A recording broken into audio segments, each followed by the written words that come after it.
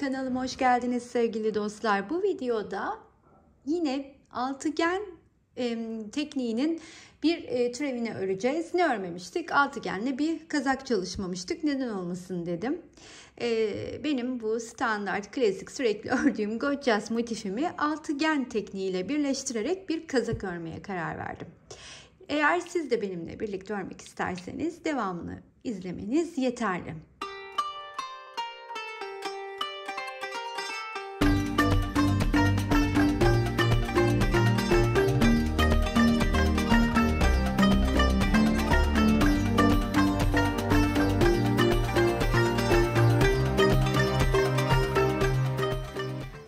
Bu videoda öreceğimiz olan bu parçada kullanacağım ipler yine sevgili Craft Maxi TR ailesinin deneyimlemem için gönderdiğim Yarn Art'ın Jeans serisinin Soft Colors'ından 2 renk. Hemen size bu 2 rengin kodunu vermek istiyorum. Motiflerde bu ipleri kullanacağız. Şurada hemen kodu. 6214 6206 ve Yarn Art Jeans'in 01'i ana rengimiz olarak bu kazakta yerini alacak. 2 tane tığ ile öreceğiz. 3 milim ve 2,75 milim tığları kullanacağım. Öyleyse parçaların yapımına beraberce başlayalım. Videoya kısa bir ara.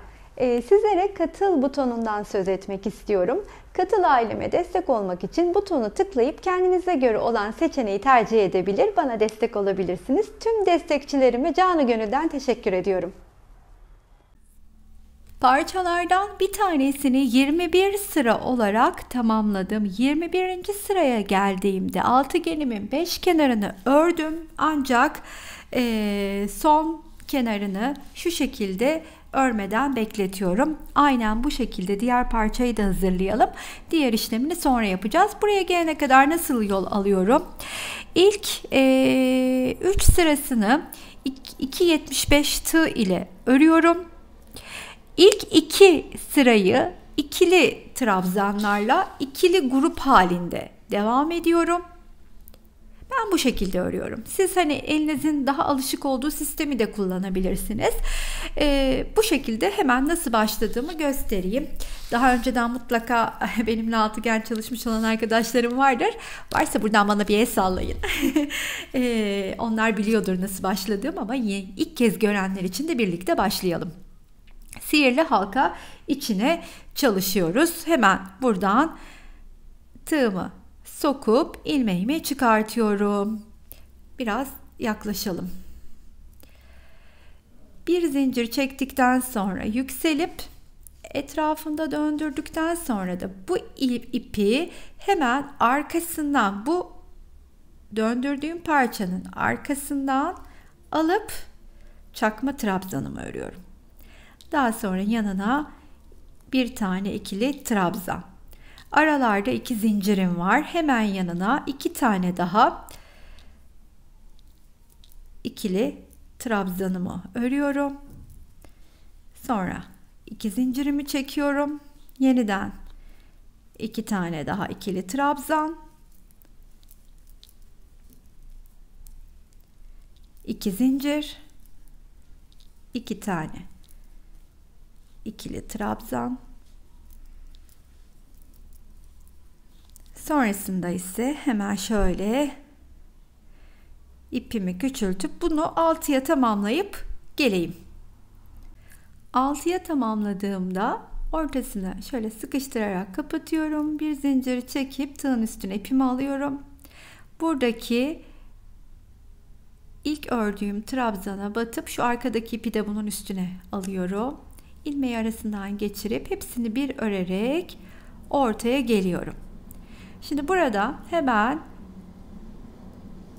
çakma trabzanımı örüp yanına bir tane ikili trabzanı ördükten sonra artık diğer tarafa geçerken arada bir zincirim var. Köşelerde hep 2 zincirim olmaya devam ediyor. 2 ikili trabzanı ördüm. 2 zincir. Tekrardan 2 tane ikili trabzan, bir zincir, Buraya geldim. Yine boşluğun içine 2 tane ikili trabzan, 2 zincir, 2 tane, pardon, ip katlarına ayrılıyor. 1 2 yana geçerken bir zincir. Bu şekilde de başladığım noktaya kadar yol alıyorum.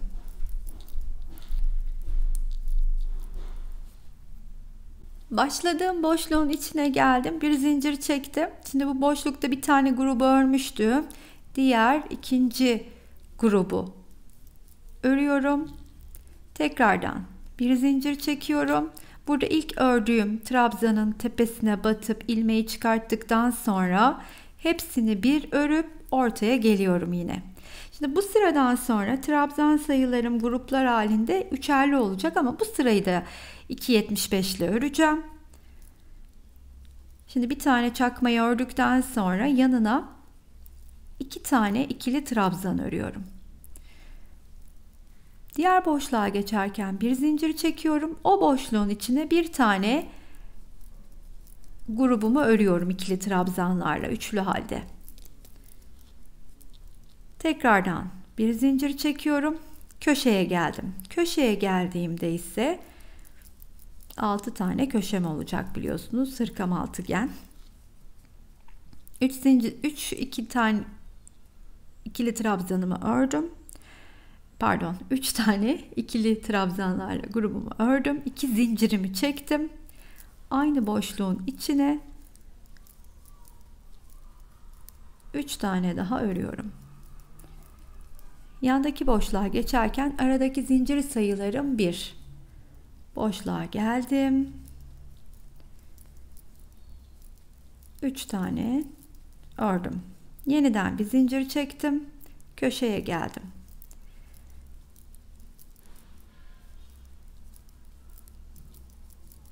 Köşeye geldiğimde ise yine arada 2 tane zincirim var. Daha sonra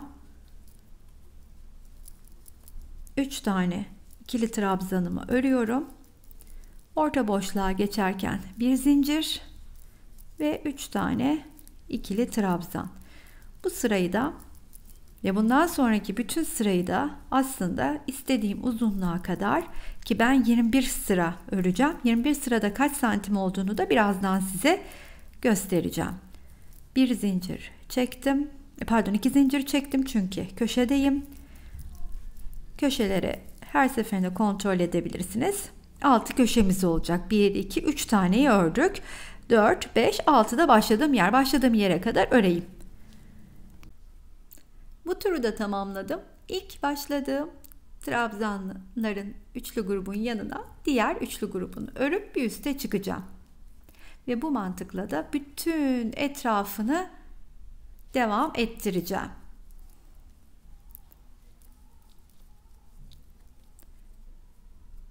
Şimdi ne yapıyorum? Hemen bir zinciri çektim. Tığın üstüne ipimi aldım. Buraya geldim. Yukarıya çıkıyorum. Hepsini bir ördükten sonra ama artık buradan sonra tığ 3 milim. Bu sıradan sonra 3 milimle örmeye devam edeceğim. Bir zincir çekip yükseldim. Etrafında döndürdüm. Hemen yanına 2 tane ikili trabzanımı örüp arada bir zincirim var. Boşluklarda, orta aralarda hep bir zincir, köşelerde 2 zincir mantığıyla siz dilediğiniz büyüklüğe kadar bunu örebilirsiniz. Ben dediğim gibi öreceğim kazak için çok büyük beden bir kazak örmüyorum, onu da söyleyeyim. Şöyle yani small medium tadında bir kazak örüyorum. Şimdi şunu bir katlayalım. Şöyle katlayalım. Kaç santim? Katladığımda kaç santim olduğunu ancak size söyleyebilirim. Şimdi onu söyleyeceğim. Önüme aldım, parçamı katladım. Hemen şöyle de göstereyim size. Biraz açalım.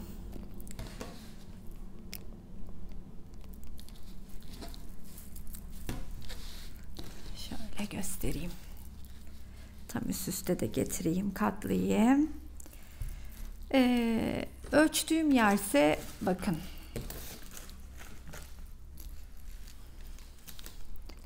Şöyle göstereyim. Formunu bu şekilde verdim.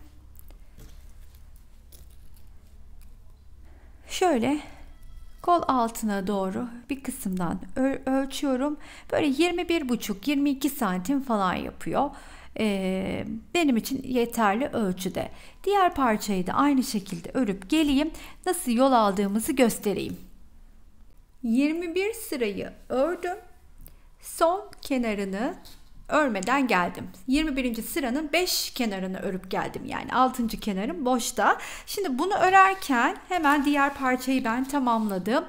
Katladığım yerden kolu birleştirip kazağımın bir tarafının formunu vermiş oluyorum. Kolu birleştirdikten sonra birleştirdiğim yerden itibaren 16 sıra örerek kolun boyunu uzatıyorum.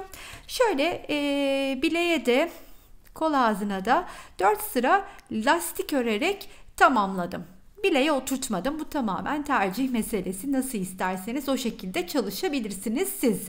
Öyleyse ilk olarak formunu verelim. Birleşmeye başlayalım. Burada size katlamayı da göstermek istiyorum. Bakın son örmediğim kenar yanımda ya. Bu kenarı bununla değil, bakın hemen yanındakinle değil, onun yanındaki kenarla, yani şuradan tutuyorum. Örmemiş olduğum kenar üstte. Şu alttaki kenardan tuttum. Bunu da aldım.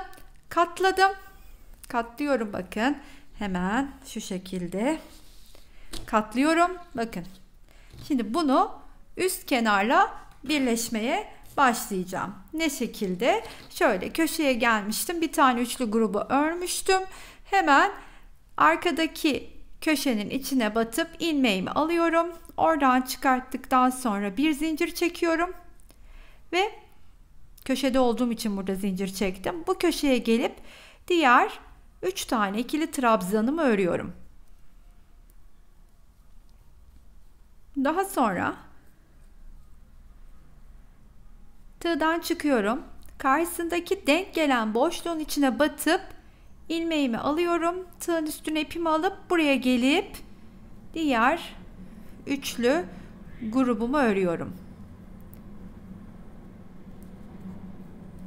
Yeniden tığdan çıkıyorum. Buradan batıp ilmeğin içinden aradan ilmeğimi geçiriyorum. Tığın üstüne ipimi alıyorum. Buraya geliyorum.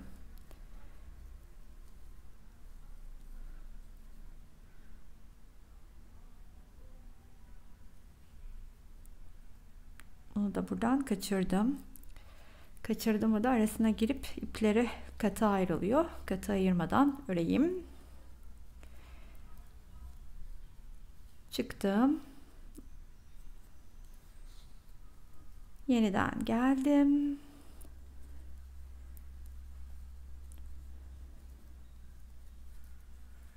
İşte sonuna kadar bu şekilde devam edeceğim. Buraya kadar. Bu sıranın sonuna kadar geldim. Şimdi buradaki bir tanesi örülmüş bekliyordu. Bu ikinciyi de ördüm grubun. Sonra bir zincir çektim. Tığdan çıktım. Karşıdaki köşenin içinden çıkartıp bir zincir çekiyorum. Burada üçlü grubun tepesine batıp arasından çıkartarak güzelce kilitliyorum. Bu tarafında formunu verdik. Şimdi sıra şöyle elinizle hemen açıp düzleştirip zaten şeklini vermiş oluyorsunuz. Bakın önünüze yatırdığınızda şöyle göstereyim. Bu şekilde düzgün duruyor olması lazım yaptığınız parçanın. Şimdi bu kolu üstüme denedim. Üstüme denedikten sonra ne kadar uzun örmem gerektiğine karar verdim. Ben 16 sıra daha öreceğim. Şimdi benim bu parçam önüme bu şekilde yatırdığımda şu kısmı 44 santim. Hani bu size emsal olsun. Ona göre değerlendirin. Ben buradan sonra 16 sıra daha aynı kafesler şeklinde öreceğim. Hemen size de göstermek istiyorum nasıl devam edeceğimi. Önce ilmeğimi çıkartayım. Daha sonra şöyle şuradaki boşluğa yakın bir yerden başlayayım. Oradaki toparlamayı size göstermek istiyorum hemen. Şimdi şuradaki bir boşluğa batıyorum. Biraz yaklaşalım. Tığın üstüne ipimi aldım. Buradaki boşluğa battım.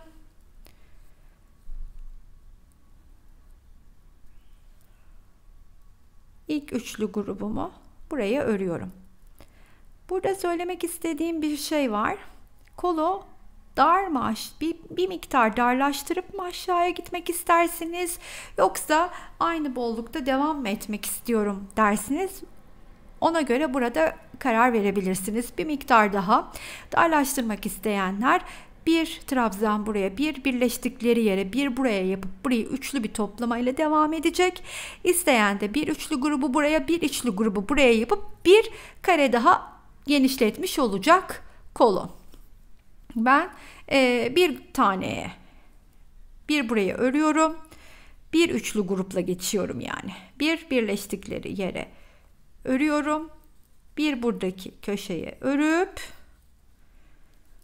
buraya geliyorum. Bu arada kolda olduğumda artık aradaki zincirleri çekmeyeceğim.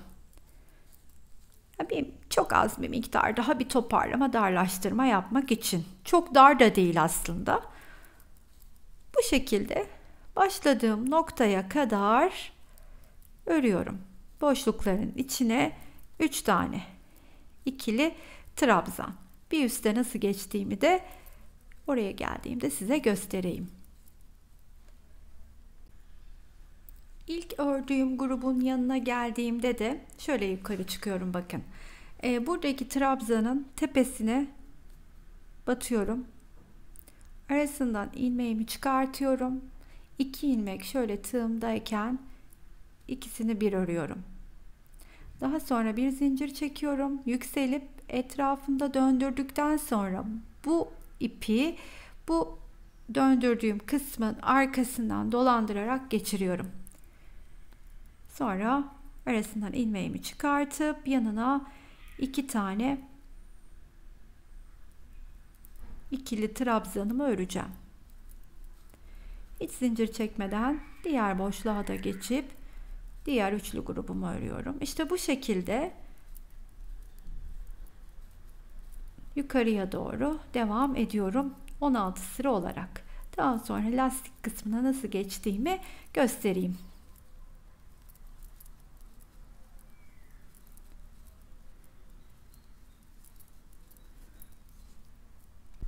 ...16 tane sırayı tamamladım. 16. sıradayken artık buradaki gibi lastik örümüne geçeceğim.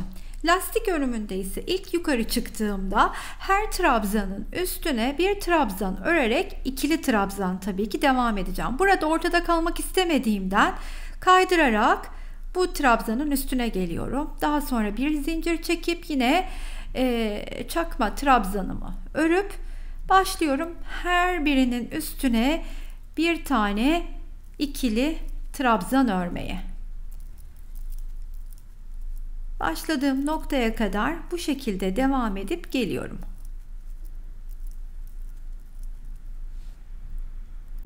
İlk trabzanlı sırayı tamamladım. Burada ilk ördüğüm trabzanın tepesine yine kaydırarak geliyorum.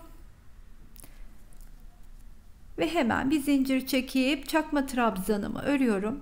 Ve lastik sırasına başlayacağım için trabzanlarımı sırasıyla bir önden bir arkadan örmeye başlıyorum.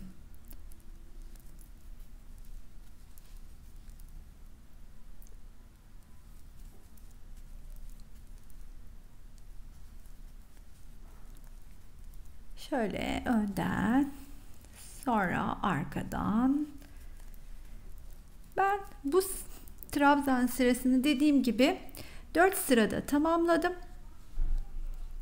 Hoşuma gitti. Siz uzatabilir ya da daha kısa tutabilirsiniz. Bunu bir tur dönüp başladığım noktaya geldiğimde yapacağım işlem artık o kadar bariz ve basit ki şöyle göstereyim. Hemen buraya geldiğimde birleşeceğim. Buraya yukarı çıkacağım. Öndekini önden, arkadakini arkadan örmeye devam edeceğim. Tabii bunu hani birçok ürün örmüş olan arkadaşım çok daha rahat anlayacaktır ama olur ya, ilk kez bu videoda karşılaşmışsak sizinle ve tığ işi lastiğinle de ilk kez denk geliyorsanız şayet, YouTube kanalımda tığ işi lastik yapımını tüm detaylarıyla bulabilirsiniz. O videoyu izlemek sizin için tabii ki çok daha faydalı olacaktır. Şimdi bu lastiği 4 sırada tamamladığımda 2 tane parça olmuş olacak bu şekilde. Biri bu, bir de diğeri buradaki. Bu iki parçayı böyle karşılıklı koyacağım ve ne yapacağım? Bahsettiğim başta, videonun başında gorgeous motiflerimi ortalarına yerleştirerek birleştireceğim. Şimdi ben bunun bir tarafını yapacağım, sizlere örnek olması açısından göstereceğim. Diğer tarafını ise birlikte öreceğiz. İki parçayı tamamladım. Biliyorsunuz kolların etrafını aynı şekilde 4 sıra lastikle tamamladım. Daha sonrasında ise başta göstermiş olduğum renk geçişli iplerle motiflerimi ördüm. 2 tane renk kullanıyorum. Şöyle. İkisinin de numarası başta var zaten. O yaptığım motiflerle iki parçayı birbirine birleştirdim. Şimdi aynı işlemi arkada da yapacağım ve arkada ne yapıyorsam önde de, yani karşılıklı aynı olduğu için iki tarafı birlikte yapmadım.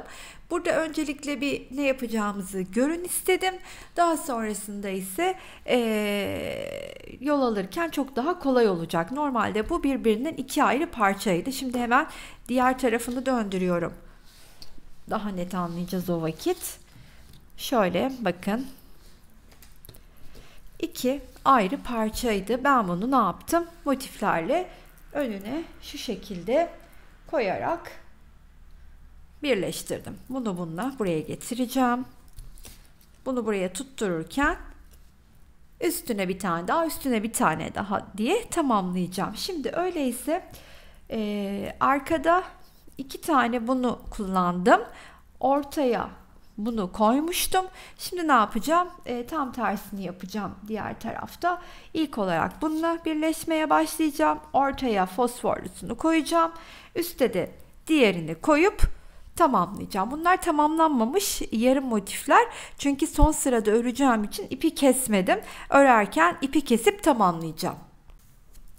Kullandığım motiflerim Gorgeous motifi. Klasik, her zaman yaptım. İlk kez burada karşılaştığım arkadaşlarım varsa şayet YouTube kanalıma Gorgeous motif yapımı tek renk ile bakarsanız, bu motifler renk geçişli olduğu için tek renk ip örme mantığıyla tamamlayacaksınız motifinizi.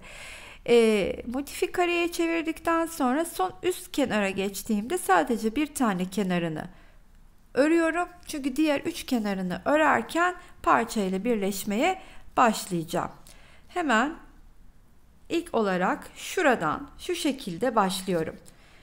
Bu kenar örülü, alt kenar şöyle göstereyim. Buradan başlayıp hop böyle geleceğim. Burada da tamamlayacağım. Nasıl mı birleşiyoruz?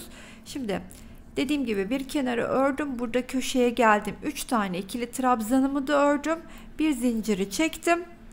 Tığdan çıkıyorum ve buradaki örmüş olduğum köşeden, hırkanın kazağın köşesinden ilmeğimi geçirdikten sonra köşede olduğum için bir zincir çekiyorum. Tığın üstüne ipimi alıyorum ve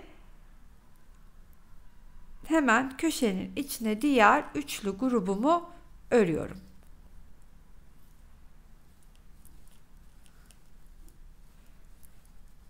Tığdan çıkıyorum. Tekrardan sıradaki, şimdi böylece bu kenarı buraya birleştiriyordum ya. Şuradaki boşluktan ilmeğimi alıp geçiriyorum. Tekrar buraya gelirken artık köşede olmadığım için zinciri çekmeyeceğim. Tığın üstüne ipimi alıp sıradaki boşluğun içine, yani buraya diğer üçlüyü örüyorum.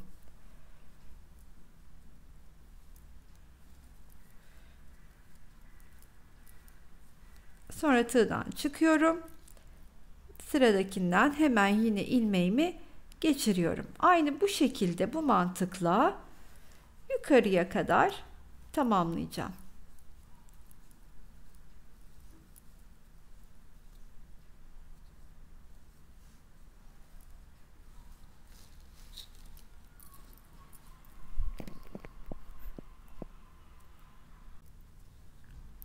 Sona doğru geldiğimde buradaki köşenin içine 3 tane ikili trabzanımı örerken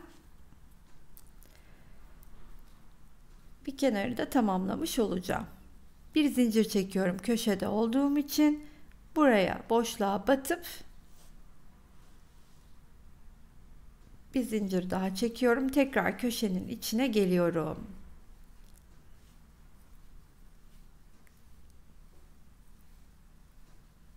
Ve boşlukların içine 3 tane ikili trabzanımı örmeye devam ediyorum. Burayı üstü tamamlayıp bu kenarı da geçerken burayla birleşeceğim. Üst kenarı ördüm. Şimdi birleşeceğim noktadayım. Şu altta köşedeki üçlü grubu ilk başlayarak 1, 2, 3, 4, 5, 6.'yı buluyorum. Ve 6.'nın içinden şöyle bakın. Bu ilmeğimi geçireceğim. Tekrardan böyle geldim. 2, 4, 6'dan ilmeğimi alıyorum. Bu ilmeği o aradan geçirdikten sonra bir zincirimi çekiyorum yine ve buradaki köşeye gelip yine 3 tane ikili trabzanımı öreceğim.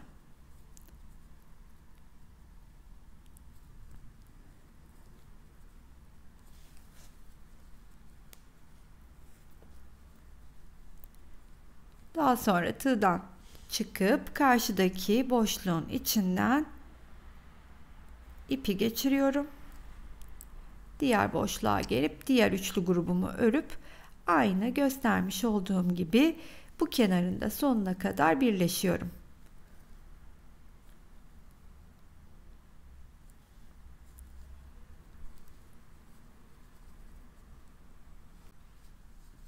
Burada son köşedeyim. 3 tane ikili trabzanımı örüp bir zincir çekip tığdan çıkıyorum. Bu diğer kazağın köşesine batıp aradan ilmeğimi çıkartıp bir zincir çekiyorum ve hemen bu trabzanın tepesine batıp arasından kaydırarak geçiriyorum.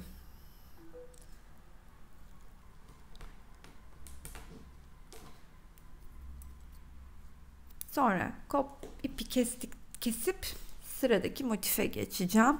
Bunu hemen şöyle arkaya alayım, gizlerim. Şimdi bunu buraya yerleştirdim.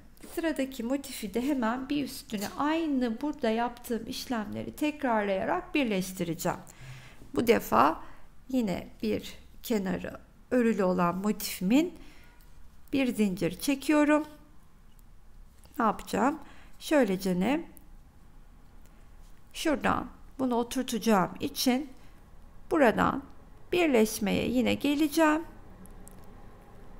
Üste birleşirken de tamamlamış olacağım. O zaman 6'yı gene sayıyorum. 1, 2, 3, 4, 5, 6 ve o boşluktan şöyle döndüreyim de batıp ilmeğimi çıkartıyorum.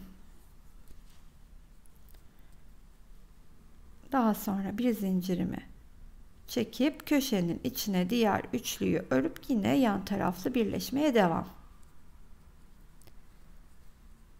Tığdan çıktım. İlmeğimi aldım. Şu kesiştikleri yere kadar karşılıklı birleşelim. Kenara ekledim. Şimdi birleştikleri yer köşeye geldim. Buradaki köşenin içine üçlü örüp bir zincirimi çektim. Şimdi ise bu kısımda birleştikleri yerde şu ikisinin ortak birleştiği yerin ortasına batıyorum. terste kaldı buradan. Biraz zorlandım. Hemen şöyle batıp ilmeğimi alıyorum. Bir zincirimi çekip yine köşenin içine geliyorum. 3 tane ikili trabzanımı ördükten sonra artık üst kenarlar birleşecek. Bunun için de buradan ilmeğimi geçiriyorum. Göstermiş olduğum tekniği burada uygulayarak birleştirip bu motifi diğer motife geçeceğim. Şöyle tekrar göstereyim. Bakın bunu birleştirdik. Şimdi bu kenar birleşti. Burasını birleştireceğim. Burada yaptığım işlemin aynısını burada yapıp dönüp birlikte bitirelim. Son kısma geldiğimde burada köşenin içindeyim. 3 tane ikili trabzanımı örüyorum. Bir zincir çekiyorum. Tığdan çıktıktan sonra buradaki karşısındaki boşluğun içinden ipimi geçirip bir zincir daha çekiyorum ve ilk trabzanın üstünden kaydırarak geçirip güzelce kilitledikten sonra ikinci motifimi de eklemiş oldum. Şimdi buraya bu motifi nasıl ekledimse şayet bir üstüne de sıradaki motifimi ekleyip 3 motifi tamamlamış olacağız. Bunu ekleyip burada gösterdiğim gibi geleyim. Önü ve arkanın ortadaki motiflerini tamamladık. Şimdi yaka ve etek ucuna geldi sıra. Bu arada bu kazağın boyu bazı dostlara kısa gelebilir. Zaten hani çok uzun bir kazak değil. Edam'la biz bunun boyunu nasıl uzatırız diye soracak olursanız da ben artık altıgen kısımdan genişlemeyi size önermem. Ne öneririm? Aşağı doğru uzatmanızı öneririm. Yani şu beyaz kısmı şöyle dönüp gelip tekrardan dönüp gelip aşağıya doğru burayı uzatmanızı, bir motiflik kadar, mesela şimdi neye ihtiyacımız var bizim? 1, 2, 3, 4, 5, 6 tane kutucuğa ihtiyacımız var bunu birleştirmek için. Buradan itibaren aynen 6 sıra olacak şekilde örerim. Bu motifi buraya yerleştiririm. Sıradakine bir motif boyu kadar da uzatmış olurum. Yani bu şekilde uzatmayı öneririm ama tabii biz de şimdi etrafını 6 sırasını geçip bir uzatma yapacağız. Bu boyda bırakmayacağız ama ondan önce ilk olarak yakamızı toparlayalım istiyorum. Yaka şu şekilde duruyor önümüzde. Hemen şöyle önüme alıyorum. Başlayacağım noktayı tespit edip hiç fark etmez herhangi bir noktadan başlayabiliriz. Öyleyse şu önde çok gözükmesin diye şu omuz tarafından bir noktadan başlayalım. Nasıl öreceğimizi göstereyim. Tabii ki ana rengimle örüyorum ben. Hani siz renk katmak isterseniz farklı renkle de içinde kullandığımız renk geçişli ipleri de kullanabilirsiniz. Ama ben sakinliğini korusun istediğim için o şekilde devam etmek istiyorum. Tığımın üstüne ipimi aldım. Ve hemen şöyle trabzanlar örerek devam edeceğiz. Şuradan aralarda bir zincir vardı biliyorsunuz. O bir zincire de batacağım.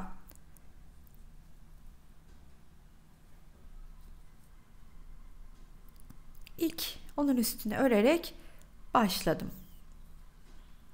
Daha sonra şu ipi de hemen arkaya atayım. Tığın üstüne ipimi alıyorum ve şuradan trabzanların üstüne örmeye devam ediyorum.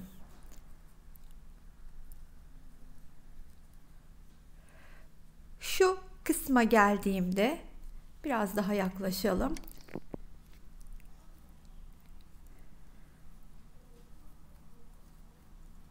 Bir tane köşeye, bir tane kesiştikleri noktaya, bir tane de bu boşluğa örüyorum ve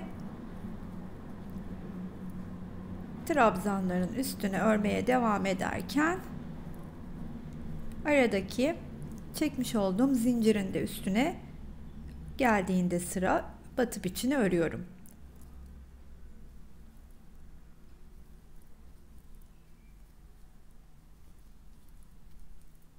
Şimdi bu şekilde şu kısma kadar gelelim.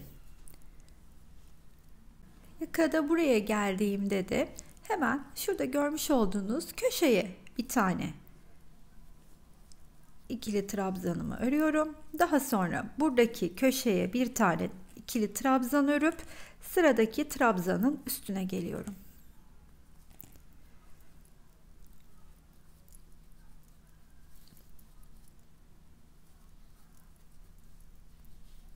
Bu şekilde diğer köşeye kadar, yani buraya kadar aynen devam edeyim. Bu köşeye geldiğimde ise yine aynı şekilde bir öncekinde yaptığımı uyguluyorum. Bir bu boşluğa, köşeye, bir de buna örüp daha sonra trabzanların örmesine devam ediyorum. Aynı gösterdiğim şekilde, hiçbir fark yok bundan sonra. Buradaki geçişi de göstermiştim zaten size. Başladığım noktaya kadar devam edeyim. İlk sırayı gördüğünüz üzere şu şekilde tamamlıyorum. Başladığım noktaya gelerek artık ikinci sırada ise lastik örümünü başlamış olacağız. Şimdi ilk ördüğüm trabzanın üstüne kaydırma yöntemiyle geliyorum. Bir zincir çekip yükselip etrafına döndürdükten sonra çakma trabzanımı örüyorum ve artık alttaki trabzanları sırasıyla bir öne alarak, bir de arkaya alarak örmeye başlıyorum. Bu sırada yaptığım başka hiç farklı bir işlem yok. Sadece bir öne alarak, bir arkaya alarak devam edeceğim. Başladığım noktaya kadar.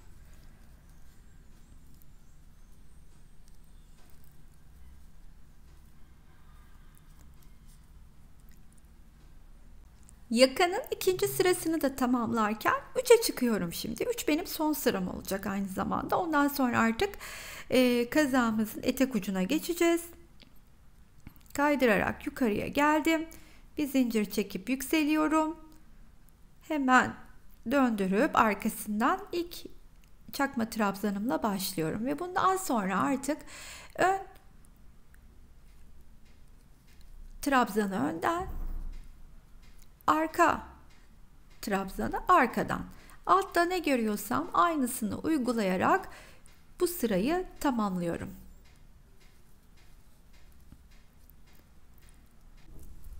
Yakayı tamamladık. Gayet de güzel oturdu. Şimdi artık etek ucundayız. Nasıl başlıyoruz onu göstereceğim.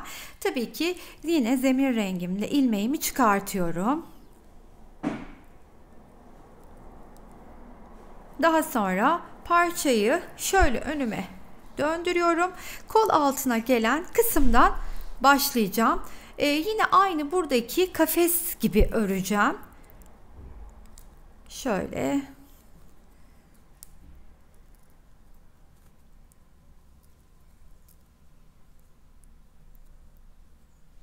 Üçlü grupları, boşlukları örüyorum. Tığın üstüne ipimi alıp arkadan gizleyerek devam ediyorum.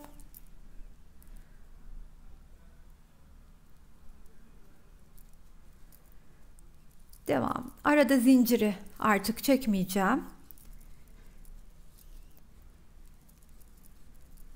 İlk sırayı böyle boşlukların içine üçlü gruplar örerek devam ettireceğim. Şöyle bir atraksiyon yapacağım yere kadar farklı bir yer olduğumuz, gelip size nasıl yol aldığımızı orada göstereceğim, ama oraya kadar hep yaptığım işlem boşlukların içine 3 tane ikili trabzan. Tam olarak bu geçişe geldiğimde ise yaptığım işlem şu: bütün geçişlerinde aynı işlemi yapacağım. Bir tane bu boşluğa ikili trabzan öreceğim. Bir tane kesiştikleri noktaya, bir tane de bu köşeye örüp hemen yandaki boşluğa geçip diğer üçlümü tamamlayacağım.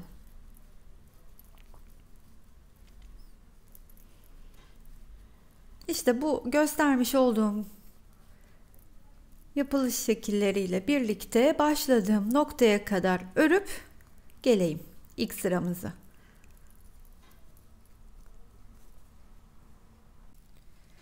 İlk turu tamamlarken hemen bu yukarıdan batıyorum. İlmeğimi çıkartıyorum. İkisini bir toplayıp ortaya geldim. Bir zincir çekiyorum. Çakma trabzanımı ördükten sonra hemen yanına 2 tane daha ikili trabzanımı örüyorum. Bu sırada da bütün boşlukların içine 3 tane ikili trabzanımı örüp bir üst sıraya geçeceğim.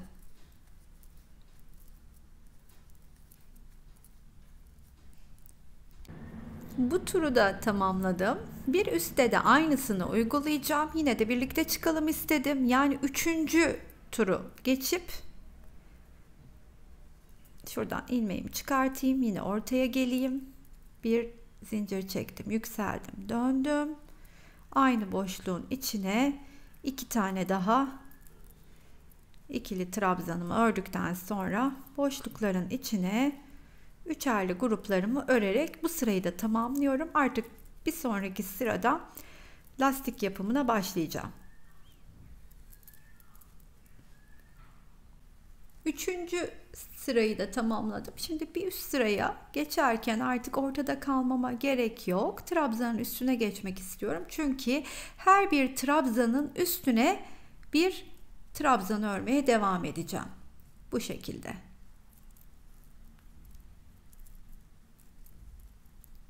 Lastiğin ilk sırasını örmüş oluyorum trabzanları tamamlayarak. Bu sırayı da böylece bitirip geleyim.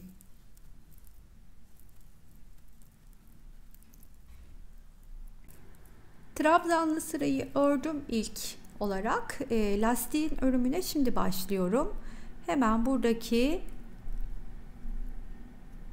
trabzanın tepesine kaydırarak gelip yine çakma trabzanımı örüp aynı kol ve yakada yaptığımı tekrarlıyorum. Trabzanlarımı bir önden bir arkadan alarak örmeye devam ediyorum. Hiçbir farkı yok yaka ve kolda yaptığım işlemden. İşte bu sırayı dilediğiniz kadar uzatabilirsiniz. Hani biraz evvel şuradan uzatarak büyütmeyi, buradan ayrı motif koymayı söylemiştim ya. Eğer onu yapmak istemezseniz benim burada mesela 3 sıra olarak ördüğüm kafes sırayı bir miktar uzatıp lastiği de daha geniş örebilirsiniz. Bunlar da size fikir olabilir ama bir genç kıza yapıyorsanız şayet kendileri şu anda crop giymeyi çok seviyorlar. Ben kızımdan da biliyorum. Onları örerken kısa tutmakta fayda var diyorum. Öyleyse eteğin lastiğini tamamlayıp geleyim. Evet efendim, yine en sevdiğimiz kısım finale geldik. Lastik etekte de 4 sıra olarak tamamladım. Şimdi ben size ölçü vereceğim. Bu kazak 36'dan 40 bedene kadar çok rahatlıkla uyum sağlar. Verdiğim ölçüleri dikkate alarak sıra sayılarından ziyade vermiş olduğum santimleri lütfen baz alıp dikkat edin. Şimdi tekrardan bir ölçü veriyorum size. Şu omuzdan kazağımızın eteğine kadar 50 santim. Kol altlarından da ölçtüğümde bir yandan bir yana 55 santim. Dediğim gibi 40 bedene kadar çok rahatlıkla uyacak bir kazak oldu. Lakin siz 40 bedenden daha büyük bir hanımefendi için hazırlamak istiyorsanız kazağı ilk başta benim 21 sırada ulaştığım ölçüyü mesela siz 22, 23, 24 diye arttırabilirsiniz. Ama orada en fazla o kadar arttırma yapın. Çünkü hani kolumuz da çok genişlemesini istiyoruz burada çünkü. Orada dediğim gibi en fazla 21'i 25'e kadar arttırın. Tabii ki 50 beden bir hanımefendiye yapıyorsanız otomatik olarak kollar da kalınlaşacağı için orada 27'ye kadar da yükselebilirsiniz. Hiç fark etmez. Bu biraz da yapacağınız kişinin beden ölçüleriyle ilgili. Dediğim gibi her iki taraftan büyütebileceğimiz gibi iki parçayı yanlardan ortaya motif koyarak bir sıra daha benim bu yapmış olduğum gibi de hani devam edebilirsiniz. Bu tamamen sizin zevkinize bağlı. Bir de böyle bir model kazağımız olsun istedim. Umarım beğenmişsinizdir. Açtığım iplerden 8 adet yarn artın zemin rengini 01'inden açtım. İşte 8.'den epeyce arttı. Onu söyleyebilirim. Birer tane de bu renklerden kullandım. Onlardan da yarısı yarıdan fazlası arttı diyebilirim. Bence güzel, şık bir kazak oldu. Umarım üstümde duruşunu da beğenmişsinizdir. Beğendinizse her zamanki gibi sizlerden bir kalbinizi rica ediyorum. Yorum ve beğeninizi esirgemezseniz beni çok mutlu edersiniz. Hala abone değilseniz abone olmayı unutmayınız efendim. Buraya kadar izleyen herkese çok ama çok teşekkür ediyorum. Sıradaki videolarda görüşmek üzere. Hoşça kalın arkadaşlar.